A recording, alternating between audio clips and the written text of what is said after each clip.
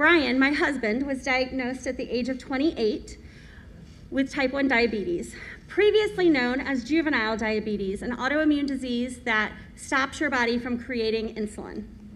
At 28 years old, that was such a surprise for a young couple married to realize that Brian would need this insulin for the rest of his life.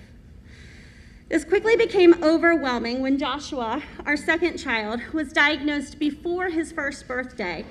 At the time, we had no idea how the prescription and medical costs would impact our future as a family. We are extremely privileged that we have maintained insurance for the last 17 years. However, even with insurance, we currently spend between $6,000 and $7,000 a year. That is just our insulin cost. This does not include the insulin pump supplies, emergency glucagon, monitoring, or test strips. We have worked hard over the last 12 years since Joshua was diagnosed, and we have figured out ways to conserve our insulin when possible. You learn tricks to save money with this life-threatening disease. We will use one vial between Brian and Joshua until its every last drop is gone. We will use insulin after it is expired, even though it's not recommended. And we will push our pump sites just a little bit longer than we should.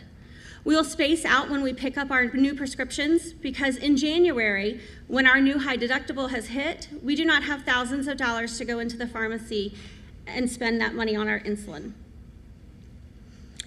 Everyone's experience is unique, and I have met so many families that have had to skip insulin doses or choose between their house and their electric bills or their child's insulin for the month.